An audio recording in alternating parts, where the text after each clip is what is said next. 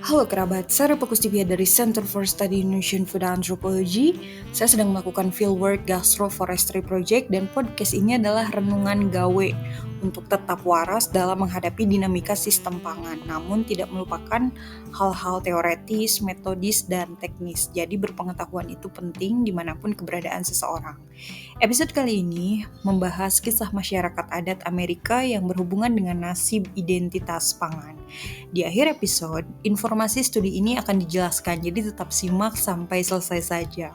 Nah, dilatar belakangi secara antropologis, adanya pengetahuan tradisional keluarga dari seorang antropolog ini yang mengisahkan bagaimana masyarakat adat Amerika itu pada saat zaman dulu, berarti ini pengalaman personalnya antropolog yang menulis studi ini ya. Diperlihatkan tuh nenek dan keluarga antropolog ini mengajarkan pengetahuan tradisional raramuri. Nah, terutama tentang tanaman lokal dan penggunaannya dalam kesehatan, seperti penggunaan bawena atau spearmint, itu untuk menenangkan perut. Nah, ini menunjukkan nilai-nilai kebijaksanaan keluarga dan transfer pengetahuan antar generasi. Jadi, raramuri itu juga dikenal sebagai Tarahumara. Itu merupakan kelompok etnis yang mendiami daerah pegunungan Sierra Madre di Meksiko, terutama di negara bagian Chihuahua. Mereka terkenal karena budaya yang kaya dan keterampilan berlari jarak jauh. Nah, seringkali berpartisipasi dalam berbagai lomba lari tradisional yang berlangsung selama berjam-jam atau bahkan berhari-hari. Raramuri itu memiliki sistem pertanian yang berkelanjutan, bergantung pada tanaman lokal seperti jagung, kacang, dan labu. Mereka juga dikenal karena kriya ya atau kerajinan tangan, termasuk anyaman dan pembuatan sandal dari karet. Bahasa Raramuri adalah bagian dari keluarga bahasa Uto-Aztecan ya atau Uto-Aztecan. Nah, itu keluarga bahasa yang mencakup lebih dari 30 bahasa ya kalau dilihat dari sejarah antropologi linguistik. Itu dituturkan oleh suku-suku asli Amerika di Meksiko dan Amerika Serikat ya, termasuk Nahuatl dan bahasa Raramuri itu sendiri. Nah, keluarga bahasa ini secara antropologi linguistik memiliki sejarah yang cukup panjang karena mencerminkan budaya dan tradisi yang kaya di wilayah tersebut ya. Dan mereka juga mempertahankan tradisi dan praktik spiritual yang kuat. Nah, keluarga bahasa Uto-Aztecan ini mencakup wilayah yang luas juga gitu di bagian barat daya Amerika Serikat dan Meksiko. Nah, di Amerika Serikat sendiri, bahasa-bahasa dalam keluarga ini dituturkan terutama di negara bagian Arizona, Nevada, Utah, ya, dan satu lagi California. Nah, di Meksiko sendiri, Uto-Aztecan ini termasuk bahasa yang dituturkan oleh suku-suku seperti Nahua, Raramuri, Tarahumara. Ya, jadi Raramuri itu terkadang disebut juga Tarahumara dan beberapa kelompok lainnya gitu di bagian utara dan tengah Meksiko ya. Jadi wilayah ini dikenal dengan keragaman budaya dan bahasa yang tinggi yang mencerminkan sejarah panjang masyarakat pribuminya. Nanti kalau misalkan kerabat itu ingin melihat bagaimana sih visualisasi dari Raramuri, coba deh nonton film dokumenternya yang Goshin film itu ya. Cari aja, saya nggak tahu ya penyebutannya itu Goshin atau Goshen. Itu film dokumenter. Nah, kemudian spearmint. Nah, tadi kan pengalaman antropologis dari antropolog ini dengan kebun neneknya atau dengan komoditas pangan dari neneknya itu spearmint. Jadi spearmint itu adalah Mentha spicata. Itu adalah tanaman herbal tahunan dari keluarga mint yang dikenal karena aromanya ya, rasanya yang cukup manis dan ringan dan digunakan dalam berbagai masakan, terutama masakan Mediterania dan Timur Tengah. Spearmint itu ditambahkan ke salad ya, ke campuran bubuk saus ya dan minuman seperti teh. Nah, selain kegunaannya dalam kuliner, spearmint itu juga memiliki manfaat kesehatan ya, seperti membantu pencernaan, meredakan mual, dan sifat antimikrobanya gitu. Jadi kan dari daunnya itu bisa digunakan baik dikonsumsi segar ataupun dibuat kering dulu gitu. Nah, itu untuk dimanfaatkan kemudian. Nah, sementara minyaknya dari spearmint ini dipakai untuk aromaterapi ya, dan produk perawatan pribadi dari suku ini gitu. Jadi tanaman ini tumbuh subur di tanah yang lembab dan dapat menyebar dengan cepat, kemudian memerlukan pengelolaan yang baik. Makanya orang-orang atau suku-suku ini sangat melestarikan spearmint. Nah, di Indonesia sendiri, spearmint itu dikenal dengan sebutan daun mint ya, atau mint hijau. Ya, jadi tanaman ini cukup populer di Indonesia juga gitu, dan sering ditemukan kan di masakan-masakan tradisional ya, ataupun di minuman kayak misalkan kita di salad ya ada daun mint gitu untuk menambah rasa segar, aroma dari salad sayur apalagi ya.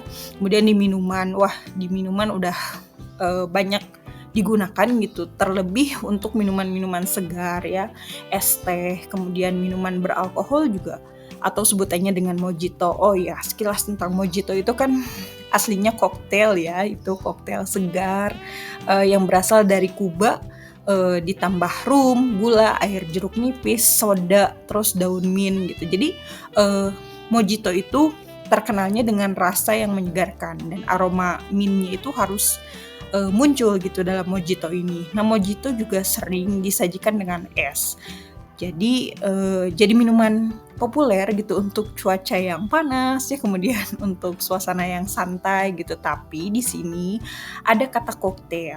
Koktail itu adalah campuran minuman alkohol ya, dengan berbagai bahan, tapi dengan dinamika permintaan minuman saat ini kan ada yang tidak mau beralkohol ya, tapi mojitonya pengen kesebut gitu. Nah, itulah transformasi dari minuman, dan itu fungsi dari spearmint ya, atau daun mint.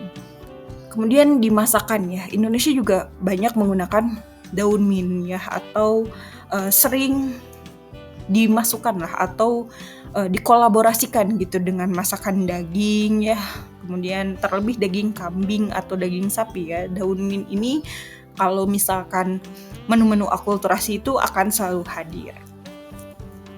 Nah, kemudian kembali lagi ke pengalaman personal dari antropolog ini yang mengisahkan peranan ya, atau identitas masyarakat adatnya gitu dalam nasib pangan selanjutnya. Yang selanjutnya adalah tentang kearifan lokal dan hubungan dengan alam. Jadi antropolog ini ingin mengisahkan atau menuliskan nama-nama tumbuhan, kemudian kegunaannya dan cara merawatnya gitu. Jadi dilihat dari pengetahuan ini yang menggambarkan kearifan lokal dan hubungan timbal balik antara manusia dan lingkungan. Nah, neneknya itu mengajarkan bahwa tanaman adalah makhluk hidup dengan kehidupan dan emosi. Kemudian neneknya juga mengingatkan bahwa adanya ritual dan praktik budaya dalam pengobatan tradisional. Jadi tradisi yang menggunakan teh bawena itu untuk menyembuhkan perut yang sakit, yang mencerminkan praktik kesehatan tradisional yang diturunkan dalam keluarga. Jadi minuman herbal ini tidak hanya berfungsi sebagai pengobatan, tetapi juga mengandung nilai budaya dan rasa aman yang menyatukan keluarga gitu. Nah, sekilas tentang teh bawena.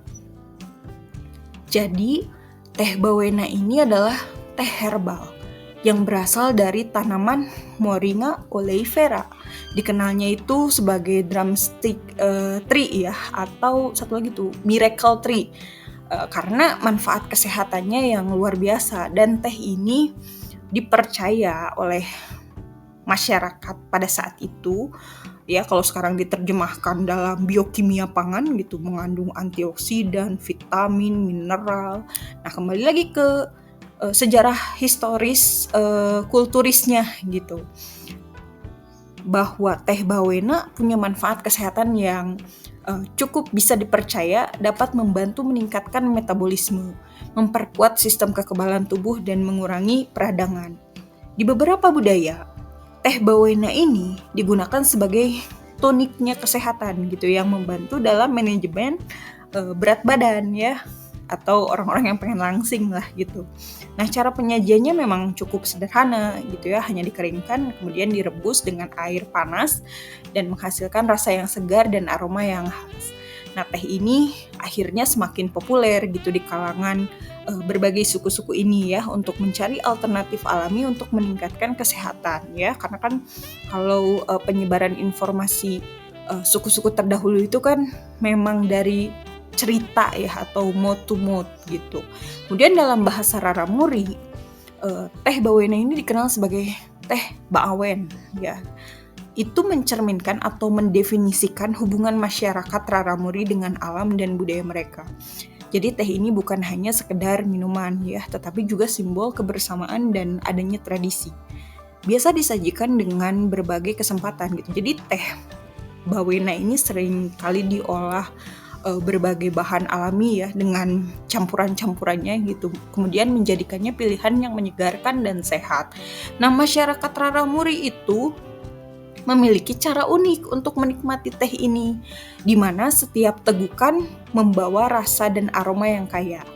Serta ketika mereka menikmati tehnya, adanya kisah-kisah dan sejarah nenek moyang mereka gitu. Jadi ya gitu, sambil minum teh sambil bercerita gitu. Dengan kata lain kan teh bawena adalah salah satu cara bagi mereka untuk mencicipi identitas pangan mereka juga gitu, dengan cara bercerita ya, transfer pengetahuan, transfer informasi, dan juga menciptakan keakraban sosial kan, jadi ngobrol. Nah, itu tradisi Raramuri.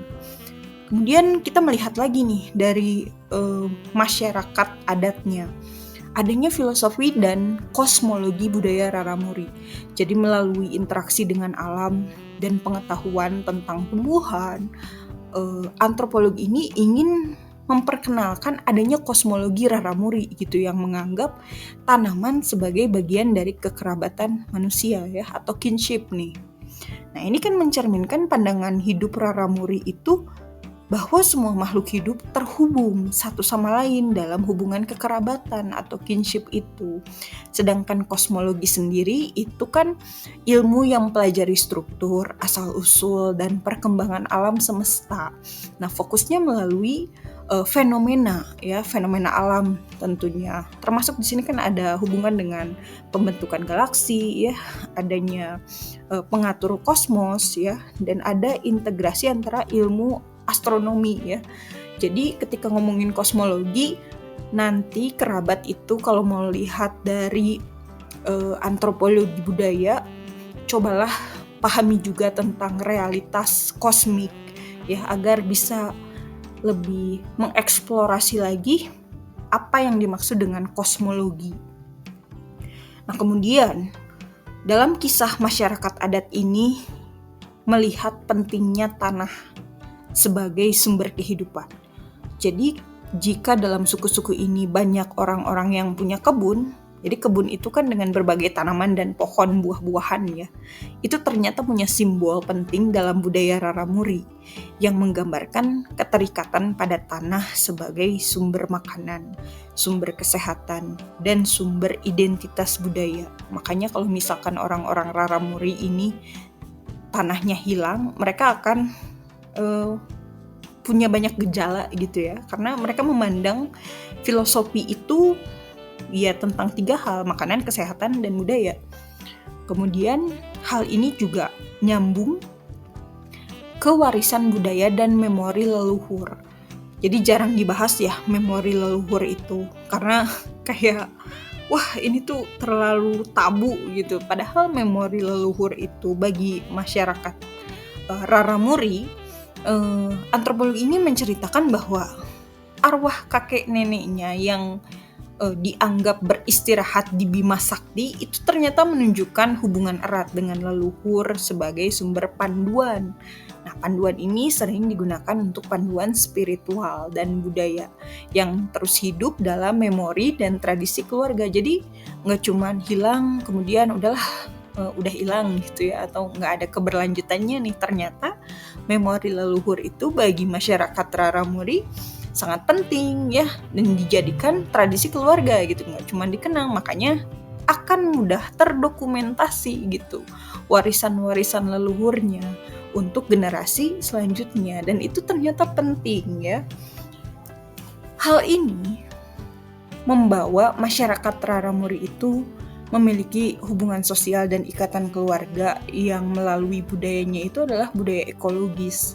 Jadi melalui interaksi dengan nenek dan keluarganya, antropologi ini belajar tentang ikatan sosial dan pentingnya berbagai pengetahuan budaya.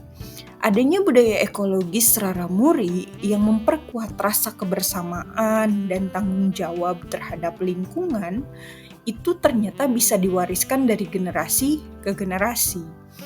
Kemudian ketika adanya konsep keselamatan dan konsep keterikatan pada lingkungan. Artinya kan di situ adanya pemahaman bahwa manusia memang memiliki keterikatan dan hubungan timbal balik dengan alam yang mampu menciptakan rasa aman bagi antropolog ini gitu, yang mengisahkan kisah-kisah masyarakat adat ya. Nah, hubungan ini memperkuat filosofi juga gitu, bahwa manusia tidak terpisah dari lingkungan pada akhirnya, dan melainkan manusia itu adalah bagian dari keseluruhan yang harmonis itu.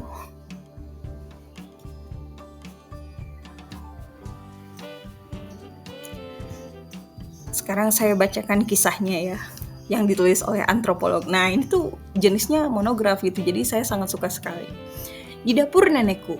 Nenek, kerutan gelap di wajah nenekku semakin dalam ketika dia tersenyum. Bagi pikiranku yang masih muda, dia tampak seperti nenek yang sempurna. Rambutnya yang putih kontras dengan kulitnya yang coklat gelap. Terang sinar matahari semakin mempertegas keriput dan garis di wajahnya. Dia membuat selai buah kaktus. Ternyata selai buah kaktus terbaik dari buah pir berduri besar yang tumbuh di belakang rumah. Dia selalu punya kue ketika antropolog ini datang berkunjung, dan seolah-olah dia tahu segalanya tentang tanah dan makanan. Suatu hari di halaman kami yang dipenuhi tumbuhan herbal dan pohon buah-buahan, ternyata melihat membungkuk untuk memetik. Oh, nenek sedang memetik setangkai bawena, spearmint, dan menyodorkannya agar mencium aromanya. Gaun katunya yang pudar dengan motif bunga membentuk tubuhnya yang rapuh di usia 80 tahun. Giginya yang lengkap bersinar ketika dia tersenyum melihatku menikmati aromanya. Lalu dengan suara serak, karena kebiasaan merokok, dia menjelaskan, begitulah bawena membuat perutmu. Ia membuatnya tersenyum. Aku tak akan melupakan banyaknya kesempatan di mana nenek atau ibuku menenangkan perutku yang bermasalah dengan secangkir teh bawena hangat. Selalu, setelah hanya satu cangkir, perutku akan mulai tersenyum lagi. Artinya kan baik-baik saja, siap untuk makanan lain untuk seharusnya mungkin tidak kumakan, tapi ternyata bisa diterima. Nah, kini aku mengerti apa yang nenekku, ibuku, dan kakekku, dan anggota keluarga lainnya ajarkan padaku tentang tumbuhan. Mereka memperkenalkanku pada pengetahuan tradisional Raramuri. Aku belajar nama-nama tumbuhan, kegunaannya, dan tempatnya dalam filosofi, serta kosmologi budaya Raramuri. Aku mengerti bahwa mereka adalah kerabat dan makhluk hidup dengan emosi dan kehidupan mereka sendiri. Aku belajar bahwa mereka juga adalah bagian dari hidupku dan aku harus selalu merawat mereka.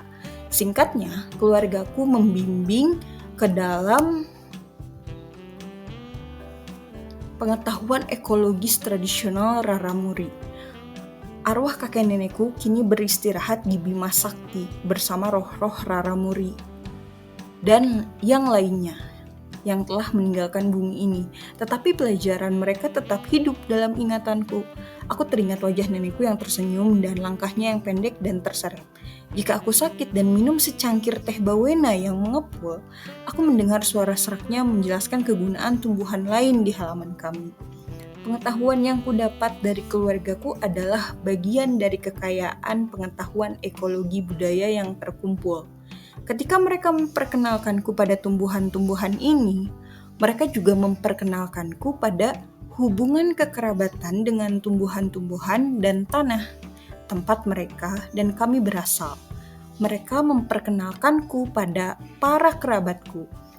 Melalui cara memahami ini, terutama dalam hal kekerabatan, aku menyadari kenyamanan dan rasa aman bahwa aku terikat dengan segala sesuatu di sekitarku dalam hubungan timbal balik. Selanjutnya, antropolog ini membuat berbagai dokumentasi pengetahuannya ya ketika mempelajari Raramuri. Yang pertama tentang kenangan keluarga dan tumbuhan. Jadi pengalaman keluarga antropolog ini terkait dengan tumbuhan, terutama melalui kenangan bumbu dan rempah-rempah yang digunakan dalam masakan yang dibuat oleh neneknya, ibunya, bibinya yang menambah cita rasa unik pada hidangan keluarga. Kemudian hal ini juga terrepresentasi gitu terhadap peran tumbuhan dalam budaya dan acara keluarga. Jadi tumbuhan seperti epazote ya atau epazote, cilantro dan chili pekin ya atau chili pekin. Itu tidak hanya dikonsumsi di rumah, tetapi juga menjadi elemen penting dalam acara-acara keluarga seperti pesta dan pernikahan, menunjukkan peran mereka dalam budaya kuliner. Jadi epazote itu herbal aromatik ya. Di Indonesia epazote itu daun kemangi. Ya, kalau di sana kan ya di Meksiko kan pakai bahasa Spanyol ya epazote gitu. Nah, atau Spanish Espanyol gitu. Nah, itu kan aromanya kuat, sering digunakan dalam masakan berbasis kacang untuk mengurangi efek gas. Nah, herbal ini juga populer dalam hidangan tradisional Meksiko ya, seperti tamale ya. Nah, itu juga masuk ke komponen itu gitu. Kemudian cilantro itu memberikan rasa segar. Cilantro itu di Indonesia daun ketumbar ya, mirip seperti itu kan ya, rasanya segar. Kemudian ada rasa asam-asamnya gitu dan berbagai masakan juga dicampurkan juga gitu pakai cilantro ini. Nah, daunnya kan banyak digunakan dalam berbagai tradisi kuliner di seluruh dunia ya, termasuk cilantro ini punya cita rasa yang baik pada makanan ya ketika dimasak gitu, baik yang sudah matang atau mentah. Kemudian chili pekin itu cabai kecil yang pedas. Chili pekin kalau di kita tuh cabai rawit ya. Nah, itu kan chili pekin ini memberikan rasa pedas pada saus, kemudian pada rebusan ya. Cabai ini juga sering dihancurkan sih untuk menambah rasa pada hidangan ya. Epazote, cilantro, chili pekin itu mencerminkan keragaman cita rasa yang kaya dalam masakan Meksiko. Nah, pembelajaran lainnya yang antropolog ini rekam gitu dalam monografinya, pembelajaran di rumah herbal. Jadi melihat nenek antropolog ini mengajarkan berbagai pengetahuan tentang tumbuhan di rumah herbalnya gitu. Di sini antropolog yang menulis kisah ini belajar mengenai tanaman dan sifat-sifatnya, belajar bagaimana mereka memiliki hubungan seperti kerabat atau makhluk hidup dengan karakter masing-masing. Kemudian belajar mengerti tentang hubungan dengan alam sebagai kekerabatan. Nah, antropolog ini diajarkan bahwa tumbuhan bukan sekedar tanaman, melainkan bisa seperti orang gitu dengan identitas budaya, seperti Raramuri atau Apache yang menunjukkan konsep kekerabatan budaya dengan alam. Jadi sekilas tentang suku Apache ya. Jadi Apache itu kan kelompok suku asli Amerika yang berasal dari Amerika Serikat bagian barat daya, khususnya di daerah Arizona, New Mexico, dan satu lagi tuh Texas. Nah, mereka itu dikenal karena budaya yang kaya, termasuk dari produknya itu kriya ya, kerajinan tangan, musik, folklore, termasuk cerita rakyat juga. Nah, secara kulturis, suku Apache itu menjalani kehidupan nomaden.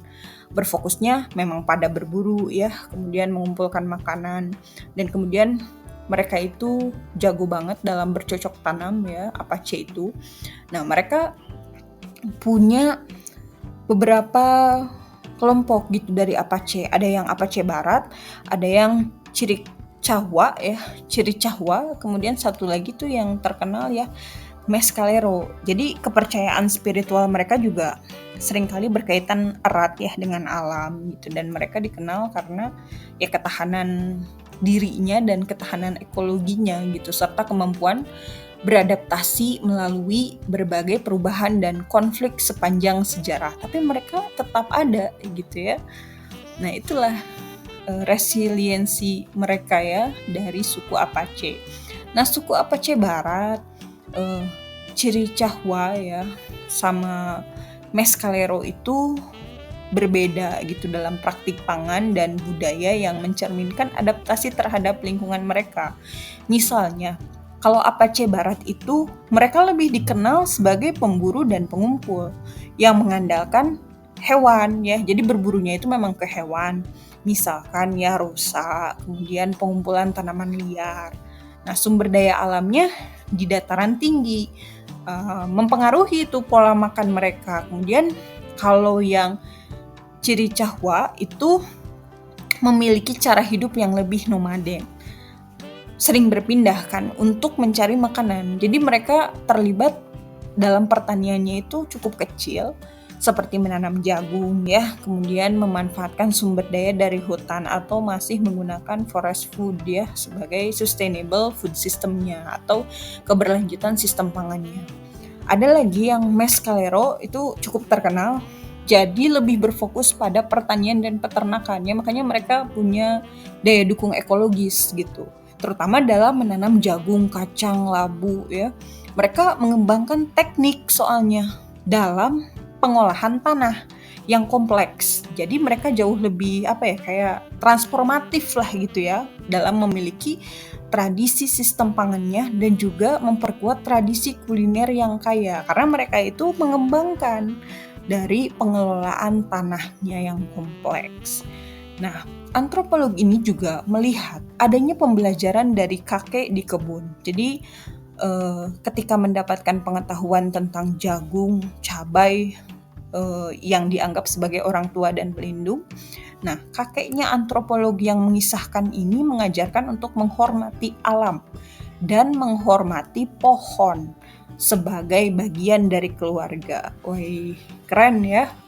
Kemudian diajarkan tentang petualangan herbal dengan sepupunya. Jadi antropolog ini punya sepupu gitu untuk menjelajahi lingkungan sekitar. Hal ini bertujuan untuk menemukan tanaman dan buah-buahan. Jadi mereka mencoba berbagai tumbuhan.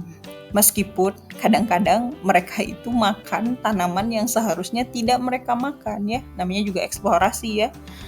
Kemudian diobati itu karena salah makan, diobati oleh para ahli herbal keluarga. Nah, hal tersebut kan menciptakan juga ya kebijaksanaan herbal keluarga. Jadi, melalui interaksi dengan keluarga, antropolog ini memperoleh berbagai pengetahuan herbal yang memberikan makna dan kenangan tersendiri saat membuat ramuan obat untuk diri sendiri atau anak-anaknya bahkan generasi selanjutnya.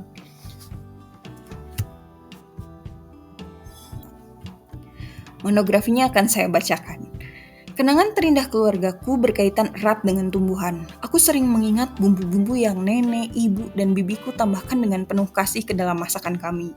Epazote, cilantro, salvia, yerba buena, dan tentu saja cabai Pekin atau chili Pekin yang mewarnai hidangan kami dengan cita rasa yang khas.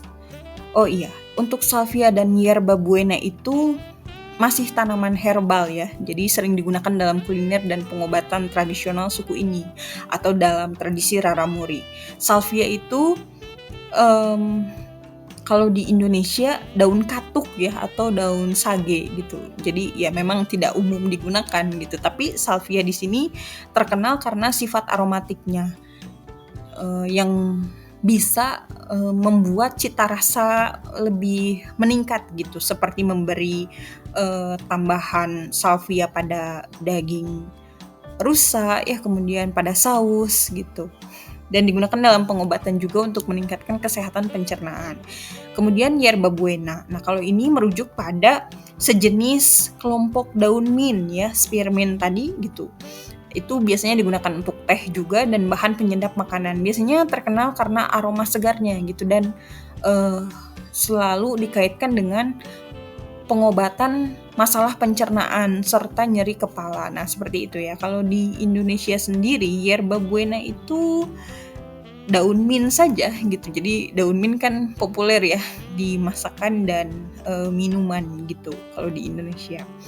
Nah, kembali lagi ke monografinya yang ditulis. Makanan ini bukan hanya dimakan di rumah, tetapi juga menjadi tokoh utama dalam pesta, seperti pesta pernikahan atau pertemuan lainnya. Aku ingat banyak pelajaran tentang tumbuhan yang kudapat di rumah herbal nenekku. Struktur yang terbuat dari kisi-kisi itu dipenuhi dengan tumbuhan kering dan hidup yang tergantung, serta aroma yang tajam dan gurih dari berbagai herbal yang bergantung di langit-langit. Atapnya bahkan tidak terlihat karena lapisan tanaman merambat yang menjuntai dari tepian atap hingga ke tanah. Di hari-hari yang panas, suhu di dalam hampir 10 derajat lebih sejuk. Ya memang seperti itulah. Di dalam sini, aku duduk dan menyaksikan nenek menghaluskan cabai, menghaluskan herbal di atas batu meitat dan di atas lesung tua. Sementara dia berbicara tentang asal-usul kami dan tentang kerabat tanaman kami. Saat berkunjung, aku menikmati berbagai aroma yang ada di dalam. Saat itulah dia menceritakan kepadaku tentang kehidupan tumbuhan dan karakteristiknya. Dia menggambarkan hubungan antara tumbuhan-tumbuhan itu. Dia mengajarkanku bahwa tumbuhan bukan hanya tumbuhan, tetapi juga manusia. Beberapa adalah raramuri, sementara yang lain adalah apache atau bukan penduduk asli. Ketika aku lebih dewasa, kakekku memperkenalkanku tumbuhan kepadaku saat kami mengusir burung gagak dan hewan lain dari jagung, kacang, dan cabai yang tumbuh di kebun belakang yang luas di Chula Vista, California. Kadang-kadang aku membantunya mencebuti rumput liar, menggunakan cangkul tua yang berkarat. Gagangnya sudah abu-abu karena usia. Hasil dari bertahun-tahun dipakai di bawah sinar matahari yang memudarkan warna alami kayu. Ada retakan pada gagangnya yang diperbaiki dengan potongan kain katun tua yang bernoda. Tak ada yang tahu berapa usia alat ini. Aku tak pernah menanyakannya pada kakek, karena dia jarang bicara, kecuali untuk memberi perintah dan memberi isyarat dengan lengannya yang gelap ke arah tempat aku seharusnya bekerja. Kami akan duduk di bawah naungan pohon ara besar untuk beristirahat. Saat istirahat itulah, aku belajar bahwa jagung dan cabai adalah orang tua dan pelindung kami. Dia menceritakan awal mula dunia sambil mengukir sepotong kayu yang dia ambil entah dari mana. Dia mengajarkanku untuk menghormati pohon-pohon sebagai kerabat. Saat dia memergoki aku dan sepupuku bergelantungan di dahan pohon ara yang besar miliknya, dari banyak kerabat dekatku, aku mendapat berbagai pengetahuan tentang tumbuhan. Kini sulit bagiku untuk menyeduh secangkir ramuan herbal obat untuk diriku atau anak-anakku tanpa membayangkan saat khusus ketika seseorang dalam keluargaku memperkenalkan ramuan itu kepadaku. Dalam kebanyakan kasus, aku mengonsumsi ramuan itu karena sesuatu yang seharusnya tidak kumakan. Sepupu-sepupuku dan aku adalah ahli herbal yang baru belajar.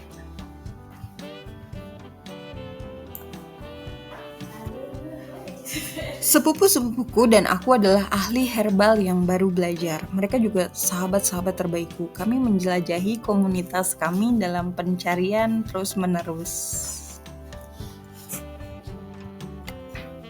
Secara terus-menerus itu akan selalu diingat untuk sesuatu yang bisa dimakan atau tidak. Nah, kami mengisap sejenis rumput sukulen dengan bunga kuning yang kami sebut dengan lemongrass. Rasanya mirip dengan rasa asam lemon asli. Kami menemukan semak-semak yang penuh dengan buah beri merah, berair, dan sedikit manis dari memakannya sampai kenyang. Tumbuhan-tumbuhan ini dan lainnya menjadi cadangan darurat kami untuk perjalanan singkat yang kami bayangkan sebagai petualangan yang epik. Akhirnya, kami menemui tanaman yang seharusnya tidak kami makan. Untungnya bagi kami berkerabat dengan ahli herbal yang luar biasa dan pemaaf yang selalu siap menyelamatkan perut kami. Kemudian, antropolog ini pun mengisahkan pentingnya makanan. Jadi makanan menjadi komponen utama dalam semua pertemuan keluarga, diiringi dengan musik, tawa, dan cerita yang menciptakan suasana perayaan yang hangat dan meriah. Kemudian perayaan yang impulsif. Jadi banyak perayaan keluarga itu diadakan secara mendadak, seperti merayakan pencapaian atau kedatangan anggota keluarga yang baru pulang. Kemudian tentang Bibi Nick, dan alpukat. Jadi munculnya makanan itu bisa jadi penyebab perayaan. Contohnya, bibiknik yang membawa alpukat segar yang segera diolah menjadi guacamole. Kemudian makanan sehari-hari. Nah, makanan sehari-hari keluarga itu termasuk tortilla, kacang, atau burrito ya, atau taco lah ya. Itu kan menjadi bagian dari kehidupan sehari-hari untuk mereka. Aroma dan kenangan. Misalkan ada aroma tortilla dan pinto beans ya, atau kacang pinto, itu dimasak di rumah menciptakan kenangan kuat dan rasa nyaman. Menjadi bagian penting dari pengalaman masa kecil, termasuk proses memasak. Memasak kacang pinto dari awal dianggap sebagai proses yang sederhana namun kompleks, melibatkan pengolahan dari bahan mentah hingga menjadi hidangan siap saji. Adanya keterlibatan komunitas. Nah, ini dilihat dari proses memasak dan persiapan makanan yang mengajak keterlibatan komunitas dan menumbuhkan pengetahuan tentang makanan. Adanya kompetisi dan tradisi. Saat perayaan, banyak yang muncul persaingan di antara anggota keluarga dalam hal tamales atau tamale ya, dengan setiap orang yang merasa bangga pada resep mereka sendiri. Sedangkan perayaan tamale itu merupakan pesta yang membuat tamale menjadi tradisi. Kemudian di sini perayaan tamale.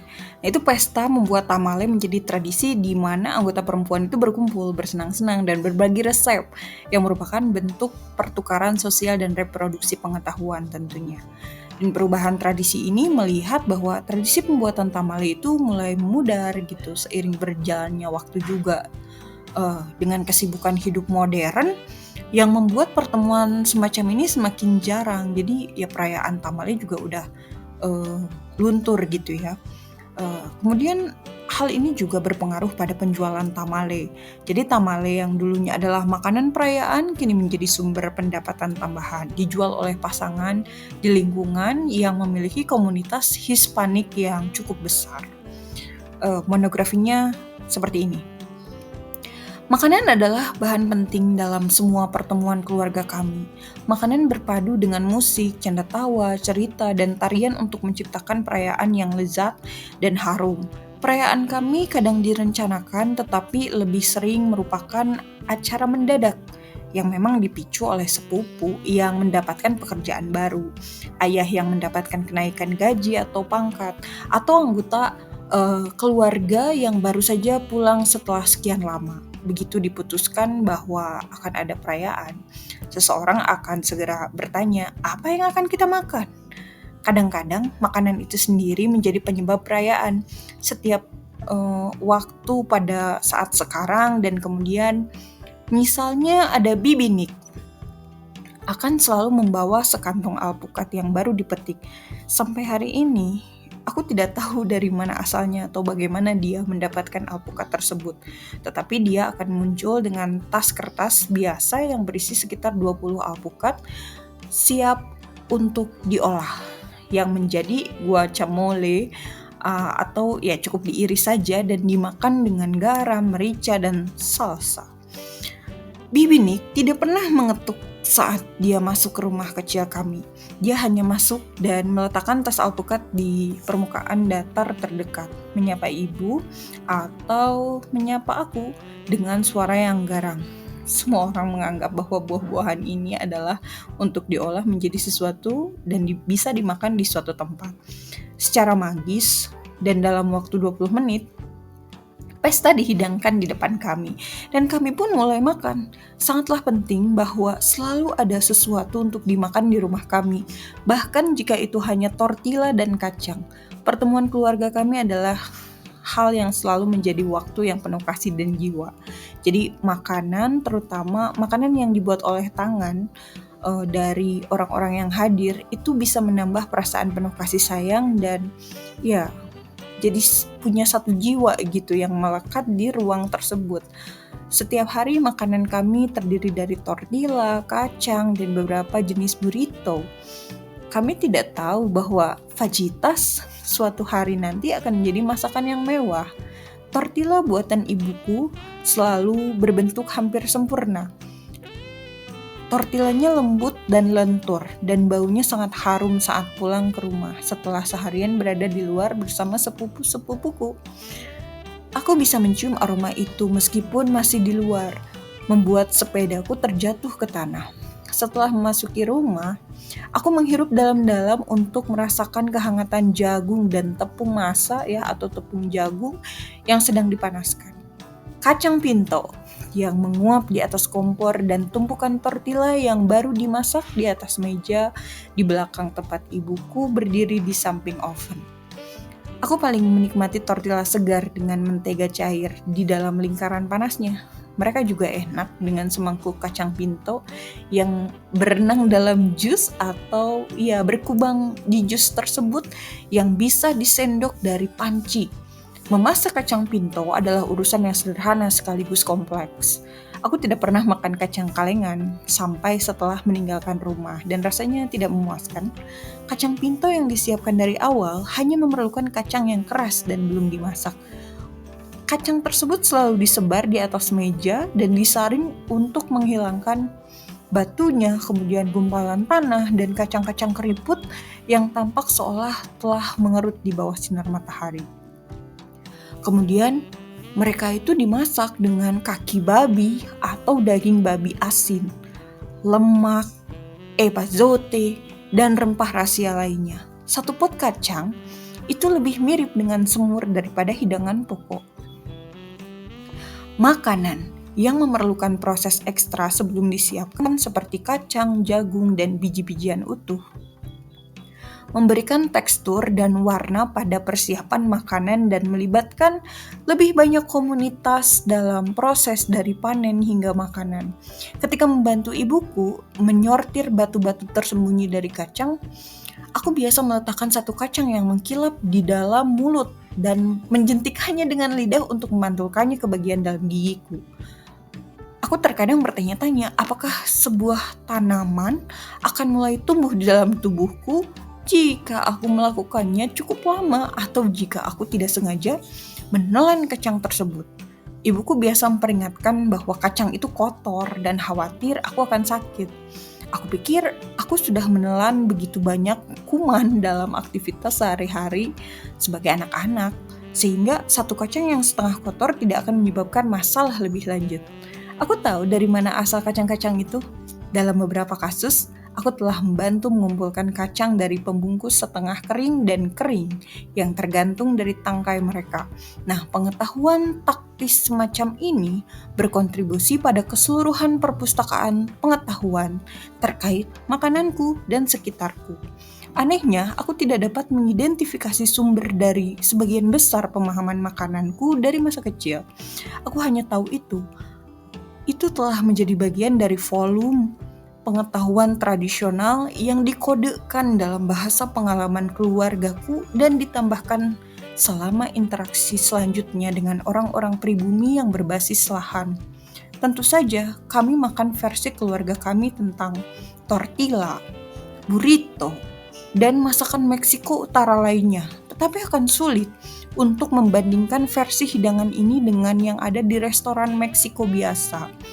Ini karena persiapan dan bahan-bahan yang terkait dengan makanan ini mencerminkan sejarah kolektif dan pengalaman unik keluarga kami, terutama yang terkait dengan lanskap makanan.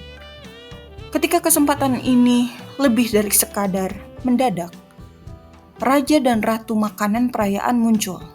Misalnya ada tamale dan carne asada. Carne asada, potongan daging sapi yang dimarinasi dalam berbagai campuran rempah, jus citrus, dan herba. Itu akan membuat mulut sepupu pertama saya berair hanya dengan menyebut namanya.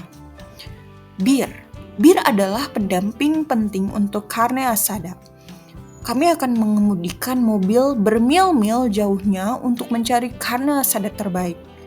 Baik yang sudah disiapkan dan dibawa pulang dalam kantong plastik saat masih dimarinasi, atau yang dimasak dan diantar cepat oleh kerabat ke lokasi pesta.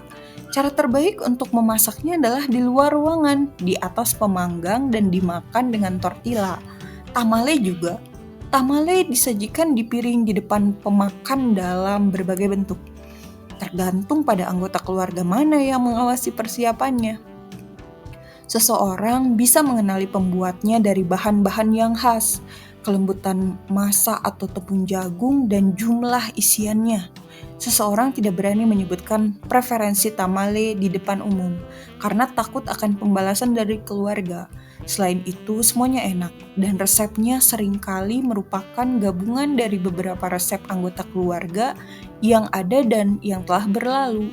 Jadi meskipun demikian, ada persaingan yang mendasari seputar tamale yang dikejar oleh para koki tamale dalam keluarga atau juru masak keluarga. Dalam kasus kami, itu termasuk sebagian besar wanita yang sudah menikah.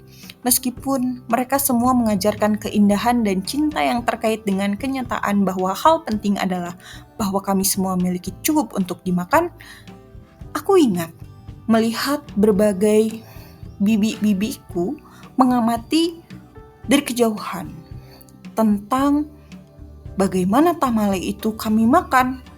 Mereka memperhatikan kualitas sesaat dari semangat yang kami curahkan saat makan tamale. Mereka diam-diam menghitung berapa banyak tamale mereka atau tamale saudara perempuan mereka yang kami makan dan mencatat apakah kami memberikan komentar atau suara terkait makan lainnya tentang cita rasa tamale. Aku tidak pernah memberitahu siapapun, terutama ibuku. Tetapi aku sangat menikmati tamale yang dibuat oleh sahabatnya, Eloisa. Eloisa, ya dia bukan kerabat darah sih, atau yang berhubungan darah ya, dan menjadi teman ibuku ketika aku masih kecil, setelah pindah ke lingkungan Eloisa. Nah, tamale buatan Eloisa selalu lembab dan bisa diandalkan untuk mengandung isian daging babi yang cukup pedas, ditambah dengan tambahan kismis yang tidak biasa. Kismis tersebut kan sangat unik dan istimewa. Aku masih ingat pertama kali menggigit tamalenya. Pada awalnya, mulut ini terkejut dengan percikan jus kismis di antara rempah dan tekstur yang sudah familiar. Dengan cepat, aku menyadari bahan tersebut dan sejak saat itu, aku mencari tamale semacam itu. Pesta membuat tamale, misalnya, pesta membuat tamale ini selalu mendahului perayaan sebenarnya. Jadi para wanita dalam keluarga akan berkumpul, minum margarita, tertawa, membuat komentar nakal tentang pria dalam keluarga dan bersenang-senang. Pada akhir pesta pembuatan tamale, tawa menjadi keras dan gaduh. Aku menikmati melihat ibuku selama waktu-waktu saat dia terbuka dan menjadi lebih penuh kasih daripada biasanya, yang sebenarnya sudah sangat penuh kasih sih. Di perayaan di mana tamale disajikan, kami mencari tamale yang dibuat di akhir pesta pembuatan tamale. Kami bisa membedakannya dari ukurannya yang lebih besar. Resep dibagikan selama perayaan dan kapanpun keluarga berkumpul. Mereka adalah bentuk reproduksi pengetahuan dan pertukaran sosial. Mereka memberi semua orang sesuatu untuk dibicarakan dan digosipkan, untuk dibagikan dan untuk dibanggakan. Tanpa berbagi resep, komunitas keluarga mulai memburuk. Pesta pembuatan tamale telah menghilang dari keluarga kami. Tidak ada yang memiliki waktu untuk menghabiskan persiapan masak atau pembuatan tepung dan berkumpul.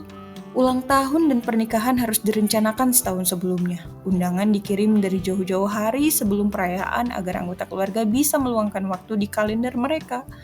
Hari ini, di banyak lingkungan di mana ada komunitas Hispanik besar di dekatnya, pasangan-pasangan itu berjalan di jalan sambil membawa sebuah panci, seperti panci tekan yang besar atau kotak es yang penuh dengan tamale panas. Mereka tiba di depan pintu rumah orang asing untuk menjual isi beban mereka, yaitu tamale, demi mencukupi kebutuhan. Tamale, apa yang dulunya merupakan makanan perayaan, kini telah menjadi sumber pendapatan tambahan, namun tradisinya berkurang. Nah, kemudian antropolog ini pun membagi beberapa hal-hal penting gitu, seperti hubungan dengan tamale.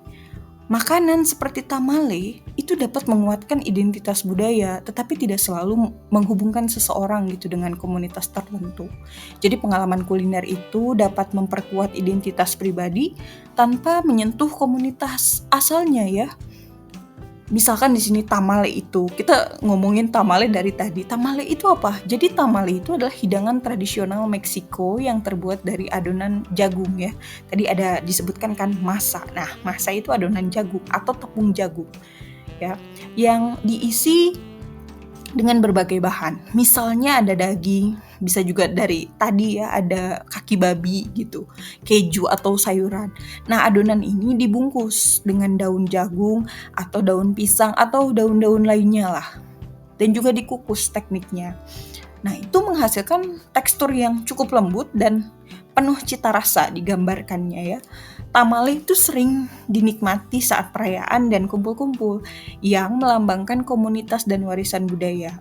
Di Meksiko sendiri, tamale itu biasanya disajikan dengan salsa atau mole ya, dan ada banyak variasi regional di seluruh Amerika Latin. Nah, salsa ini bisa mengarah ke rempah-rempah atau bisa ke budaya tariannya ya. Jadi salsa itu kalau misalkan melihat dari tariannya, karena saya penyuka musik jazz gitu, jadi ada hubungannya sama salsa. Nah, salsa itu tarian yang energik dan tarian yang cukup dinamis gitu.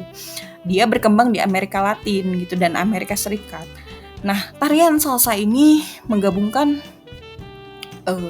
ekspresi gerakan tubuh yang cukup cepat ya. Jadi tarian ini dilakukan dengan pasangan ya, fungsinya untuk mempererat hubungan sosial gitu. Kemudian menekankan lagi adanya pengaruh musik jazz yang meringankan, ada kesan formal dan adanya improvisasi. Nah, makanya dalam tradisi budaya kumpul-kumpul seperti ini ya, tarian-tarian itu akan lekat sekali gitu ya sebagai hiburannya untuk menikmati menu-menu.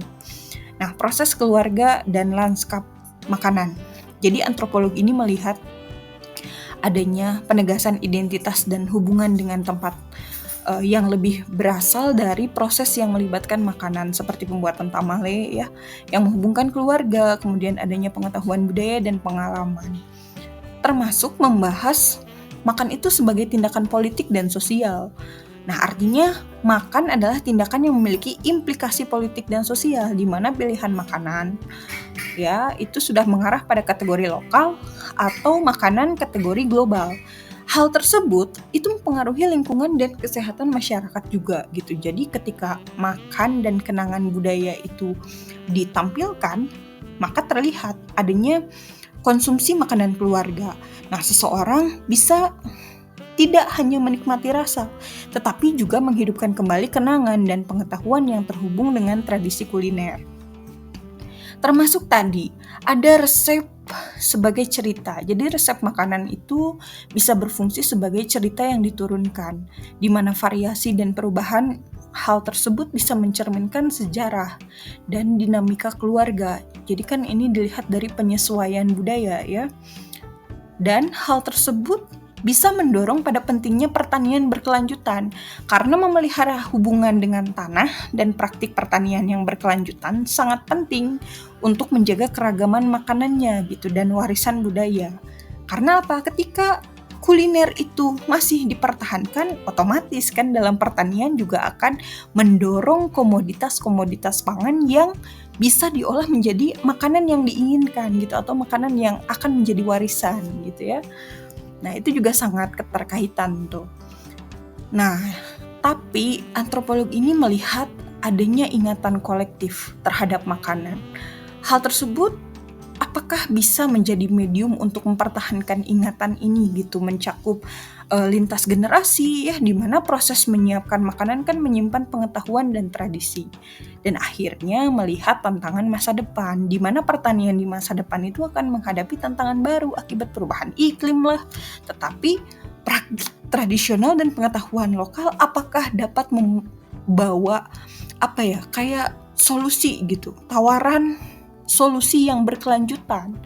Dan di sini harus bisa dijawab oleh komunitas pertanian kecil. di mana dukungan terhadap petani kecil dan praktik pertanian lokal diharapkan dapat meningkatkan keberlanjutan dan kualitas makanan di masa depan.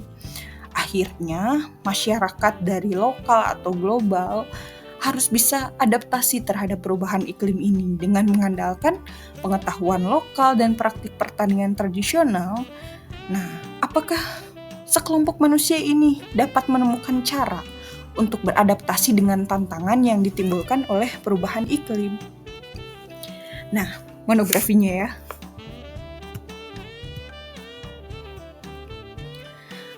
Aku telah memakan bagian dari tamale, tetapi aku tidak tahu yang membuatnya dan dalam keadaan apa. Mungkin tawa menemani proses pembuatannya. Aku berharap demikian. Namun tamale ini tidak menghubungkan aku dengan komunitas.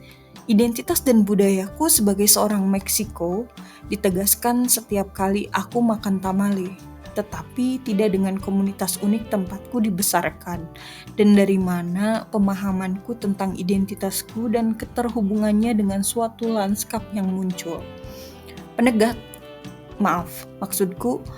Penegasan identitas dan keterhubungan dengan tempat bukanlah hasil langsung dari tamale, tetapi lebih berasal dari proses yang mengelilingi tamale seperti kacang, kismis di dalam tamale, dan teh herbal nenekku.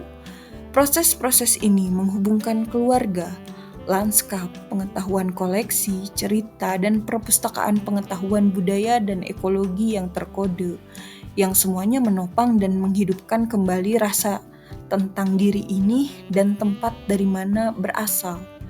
Sebuah statistik yang aku baca di bagian belakang karton susu suatu pagi mengungkapkan bahwa orang yang makan banyak makanan bersama keluarga mereka menderita lebih sedikit dari kejahatan dan masalah sosial lainnya.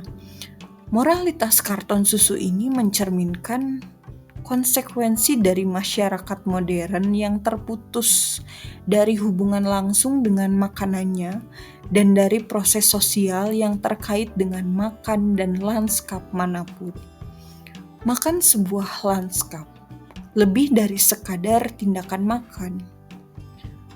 Ada antropolog dan ekolog Vandana Shiva akan menyarankan bahwa makan adalah tindakan politik melalui pilihan kita untuk makan secara lokal atau makan makanan yang telah menempuh perjalanan 2000 mil untuk mencapai rak toko kelontong kita.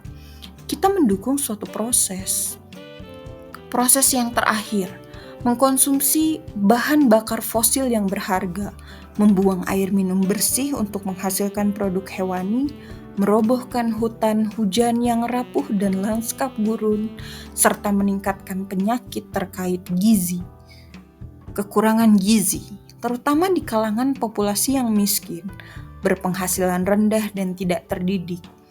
Makan sebuah lanskap yang merupakan tindakan sosial yang menegaskan kembali bahwa dalam kasus keluargaku, setiap kali aku menikmati resep tamale Eloisa atau cara ibuku menyiapkan berbagai hidangan, misalkan hidangan seperti salsa dengan tariannya, aku sedang mengonsumsi kenangan dan pengetahuan yang terkait dengan makanan tersebut.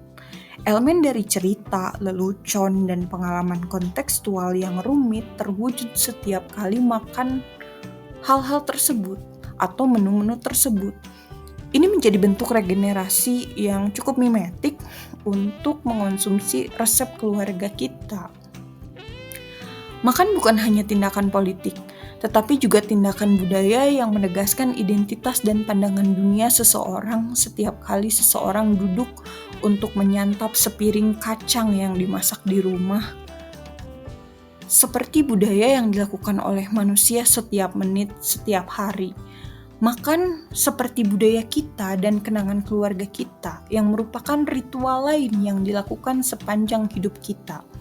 Bagaimana kita mengingat garis-garis kita untuk tindakan panggung yang sedang berlangsung, terjadi setiap kali, dan bersiap untuk melakukan sesuatu yang bersifat budaya, seperti resep-resep makanan atau resep-resep masakan keluarga lama Dengan kata lain, kita sering makan dengan keluarga kita, dan kita begitu erat dengan budaya kita. Kemana budaya-budaya itu hari ini yang dikomersialisasikan?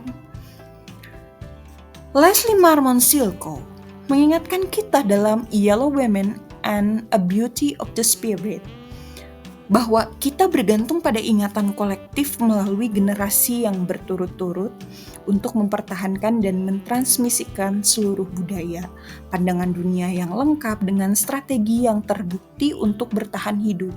Kita harus makan untuk bertahan hidup, oleh karena itu makanan menjadi medium di mana hal-hal kompleks tentang ingatan kolektif dari generasi dalam menyiapkan tamale akan tetap hidup dan utuh.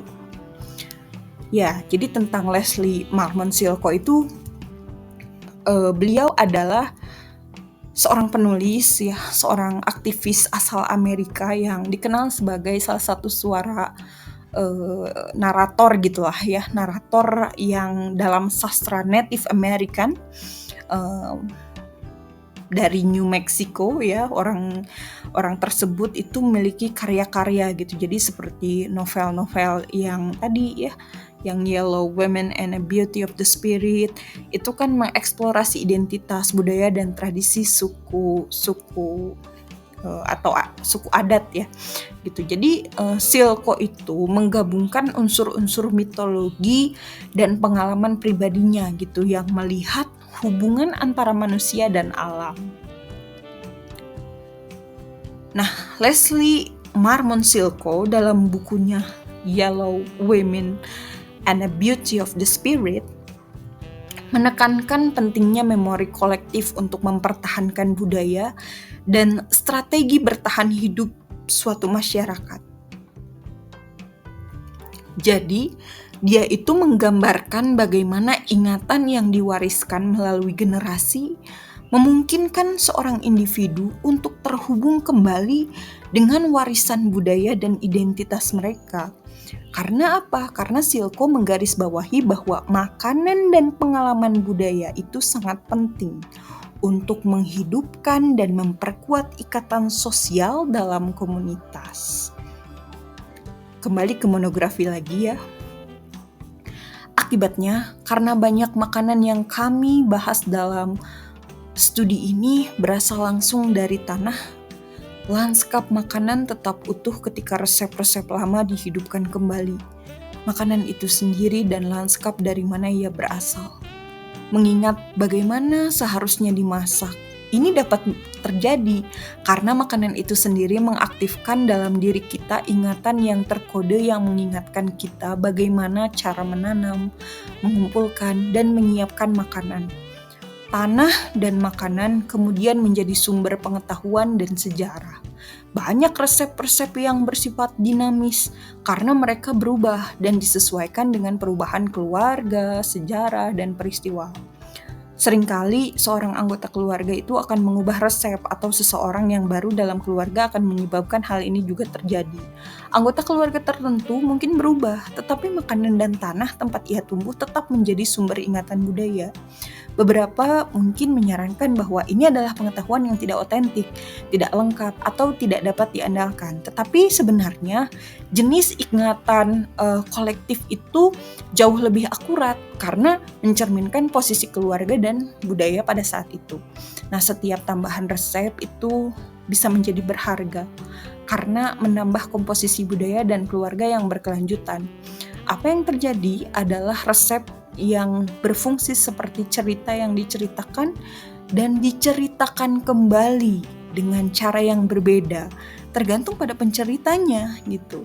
Atau dalam hal ini juru masak keluarga yang menceritakan resep-resepnya yang untuk dihidangkan untuk keluarganya gitu, karena mereka adalah resep keluarga gitu. Jadi mereka juga sifatnya komunal ya. Hal ini kan seperti sharing pengetahuan ya, atau transfer pengetahuan atau informasi untuk generasi selanjutnya. Cerita komunal itu memiliki cara untuk mengoreksi dirinya sendiri. Jadi koreksi tersebut itu tidak mencari kebenaran yang mutlak, tetapi kebenaran komunal. Contohnya adalah ketika Bibi Nick mungkin mengingatkan Bibi Vera bahwa itu bukan bumbu yang digunakan nenek dalam masakan-masakan Meksiko gitu, dan kemudian Bibi Vera merespon dengan koreksi dari pengalaman yang berbeda, dan titiknya adalah sejarah keluarga. Nah, jenis perdebatan ini kan bukan hanya perselisihan gitu atau argumen keluarga, tetapi berfungsi sebagai tanda penanda yang memperbaiki diri, dan juga sebagaimana media ini kan dimana hal-hal kritis ya terhadap sejarah pangan yang kritis atau sejarah kritis keluarga itu diceritakan dan diperbaiki. Ya, tergantunglah itu mau preferensi atau selera gitu, yang pasti ada hal-hal unik yang bisa didokumentasikan gitu, bahkan diimprovisasikan. Nah, disitulah ikatan sosial itu akan terbentuk dan saling merespon. Kembali ke monografi lagi, di keluargaku kami meneruskan tradisi yang sudah ada selama berabad-abad. Ketika kami menanam banyak makanan kami sendiri, nenekku selalu menjaga koleksi herbal. Tentang herbal-herbal istimewanya, sementara kakekku menanam kebun buah kecil. Di sana ada jagung, ada nopalitos, dan semuanya merupakan bahan penting dalam hidangan ini. Orang-orang pribumi di seluruh dunia juga masih bergantung pada banyak hal yang dapat mereka tanam. Praktik dan tradisi pertanian mereka mempertahankan warisan yang penting, terlebih di lanskap yang mereka kelola. Ada ribuan varietas lanfres dan sayuran, buah-buahan, legum, serta ternak unik bergantung pada para petani yang terus merawatnya. Banyak dari tanaman ini seperti jagung itu akan kembali ke keadaan sebelum manusia dalam beberapa tahun ini jika tidak ada manipulasi manusia yang mempertahankan bentuknya saat ini. Varietas tanaman dan hewan ini juga tetap menjadi warisan manusia. Kontribusi manusia terhadap keragaman selama mempertahankan hubungan manusia dengan lanskap itu sepertinya akan terus berlanjut.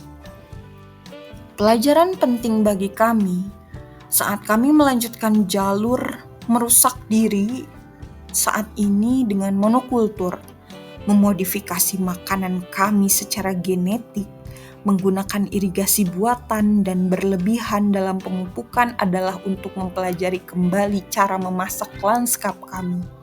Cara kami secara berkelanjutan mengelola tanaman pangan kami, mengandalkan proses yang dimulai dari dapur rumah kami. Kami juga perlu mengandalkan ingatan kolektif keluarga kami seputar makanan atau mulai menghidupkan kembali yang baru dan lama, di mana resep itu kan dimulai dari lanskap tempat makanan tumbuh, dan di mana hal tersebut memiliki peran dalam menanamnya. Nah, ini bisa tercermin secara benar-benar dan mempertahankan kebun kecil atau taman kami sendiri, mengunjungi pasar petani lokal, atau menjadi anggota pertanian yang didukung komunitas atau CSA. Hal ini kan mendapatkan makanan segar dari petani tradisional skala kecil lokal. Faktanya, premis dalam hal-hal tersebut menyatakan bahwa harapan kami saat ini untuk masa depan makanan yang aman, lezat, dan berkelanjutan bergantung pada pengetahuan sejumlah kecil petani kecil yang cepat menghilang dan lahan pertanian mereka yang berubah total. Jadi kalau di Amerika itu ada namanya CSA ya. CSA itu adalah Community Supported Agriculture. Itu adalah sistem yang menghubungkan petani lokal dengan konsumen. Jadi dalam model ini anggota itu kan biasanya membayar gitu ya, membayar di muka untuk menerima hasil panen secara berkala. Misalkan komoditas sayuran, buah, atau produk lainnya lah. Nah, CSA ini mendukung pertanian berkelanjutan, mengurangi jejak karbon, dan memberikan akses ke produk segar. Nah, selain itu, CSA itu seringkali menciptakan hubungan yang jauh lebih dekat antara petani dan konsumen, memperkuat komunitas lokal, dan emang CSA itu kan lebih ke short food system ya, atau sistem pangan pendek ya. Jadi langsung tuh dari petani langsung aja ke konsumen. Nggak ada distribusi yang terlalu panjang gitu. Jadi kan supply chains-nya itu nggak berbelit ya, atau rantai pasoknya lah. Makanan itu hanyalah salah satu dari banyak perhatian ya ketika kita mempertimbangkan masa depan umat manusia di planet ini. Tetapi ini adalah hal yang penting ketika kita mempertimbangkan bagaimana kita akan beradaptasi dengan pemanasan global yang akan mencakup penanaman makanan atau pangan yang dapat bertahan dari kekeringan, suhu yang lebih tinggi, dan perubahan iklim ekstrim lainnya. Namun, solusi yang mungkin terletak di ladang kecil para petani, misalkan di sini yang paling terkenalnya itu adalah Odam Exchange. Jadi petani kacang utara New Mexico dan Kipa Hopi ya, itu jagung dan kacang Odam ini telah disilangkan oleh petani Odam berabad-abad yang lalu untuk bertahan dari sedikit kelembapan dan panas yang intens. Jadi praktik semacam ini akan menjadi pelajaran berharga untuk masa depan pengelolaan lahan dan pertanian. Variasi suhu dan rendahnya curah hujan hanyalah dua isu yang dihadapi petani tradisional dan terus berlanjut gitu ya. Karena kan mereka itu dalam usaha penanaman pangan bagaimana direpresentasikan di masa depan bahwa tantangan tambahan untuk pertanian akan mencakup hama yang bermutasi, kemudian hujan yang terlalu banyak, hilangnya tanah ya, hilangnya lahan pertanian dan benih maksudnya benih-benih terminal, artinya benih-benih yang turunan seperti itu yang diciptakan oleh industri pertanian raksasa. Kecuali untuk yang terakhir ya, petani pribumi itu apakah masih mempertahankan solusi untuk isu-isu ini atau permasalahan ini. Jadi dalam hal kisah masyarakat adat ini, antropolog di sini mengungkapkan sekelompok kecil petani pribumi di barat daya Amerika dan di barat laut Meksiko. Nah, hal ini kan bisa mengeksplorasi bagaimana para penjaga makanan yang berdedikasi ini terus meningkatkan keindahan tempat tinggal mereka dan bagaimana mereka melakukan seperti mengunci tradisi-tradisi sebelumnya gitu ya untuk masa depan makanan atau pangan dan lingkungan umat manusia. Nah, di sini antropolog juga menuliskan tentang ejaan-ejaan indigenous ya, kayak misalkan Chili. Kan tadi saya bilangnya Chili Pekin ya. Chili itu harusnya diucapkan dari bahasa Nahuatl. Ya, suku Nahuatl tuh biasanya bukan Chili. Ya, bukan ke Inggris gitu, bahasa Inggris kan Chili gitu. Tapi Chile. Mereka harusnya nyebut Chile. Nah, karena itu merupakan sebutan native gitu ya, dari penikmat makanan Meksiko dan pribumi di Greater Southwest. Nah, tadi saya bilangnya Chili ya karena untuk memudahkan gitu. Kalau misalkan Chile, jadi nanti berimajinasinya malah ke selai lagi atau ke jam ya. Tapi di sini sebagai informasi bahwa bahasa native-nya itu dari Chili adalah Chile. Nah, ketika mempelajari kisah makanan adat ya, identitas makanan gitu, dari kisah masyarakat adat ini bahwa ya makanan menjadi hubungan dengan identitas karena makanan itu berfungsi sebagai komponen yang bisa memperkuat identitas budaya dan komunitas, menciptakan ikatan antar anggota keluarga juga. Jangan sampai makanan-makanan yang sering dinikmati keluarga itu jadi hilang dan jadi dikomersialisasi jauh lebih mahal ya, karena ya sudah tidak ada lagi tradisi itu. Kemudian mengingatkan kembali tentang perayaan keluarga, pengetahuan budaya dan ekologi, tantangan petani kecil, keberlanjutan pangan, dampak pilihan makanan ya, dan pentingnya kolaborasi. Nah, kemudian untuk Indonesia sendiri ketika melihat kisah ini atau menyimak kisah masyarakat adat ini gitu, terlebih yang di Meksiko ini, ternyata Indonesia itu harus bisa kembali gitu untuk memberikan penghargaan terhadap keragaman budaya gitu. Ya, makanan adalah cermin dari budaya dan sejarah suatu masyarakat. Jangan sampai tidak bisa menghargai kembali keragaman kuliner ya dari Indonesia sendiri, kan etnisnya banyak sekali gitu. Nah, bawalah itu kuliner-kuliner etnofood itu atau etnopangan itu jadi mengglobal gitu ya, untuk memperkaya pengalaman gastronominya gitu dan membantu menjaga tradisinya. Karena ketika menjaga tradisinya, kita juga sedang menyelamatkan sektor hulunya gitu, pertaniannya ya, dengan pengetahuan lokal yang terus ditransformasikan dan disesuaikan atau direlevansikan dengan masa kini. Kemudian ada keberlanjutan pertanian lokal. Mau tidak mau, ketika mengutamakan praktik pertanian lokal, itu sudah menjadi praktik berkelanjutan sebetulnya yang menjaga gitu ya, atau membantu ekosistem dalam mendukung petani kecil. Hal selanjutnya yang bisa dilakukan oleh Indonesia gitu ya, ketika menjadikan ini lesson learned, itu membangun ekonomi lokal. Nah, mendorong konsumsi makanan lokal juga dapat membantu memperkuat ekonomi lokalnya, mendukung petani dan produsen lokal, serta mengurangi ketergantungan pada produk impor. Wah, sekarang Indonesia impornya tuh gede-gedean ya di setiap komoditas gitu. Padahal kan ketika melihat kekuatan pertanian tradisionalnya, apakah itu tidak bisa mencukupi populasi yang ada gitu ya, setidaknya oleh etnisnya sendiri lah gitu ya.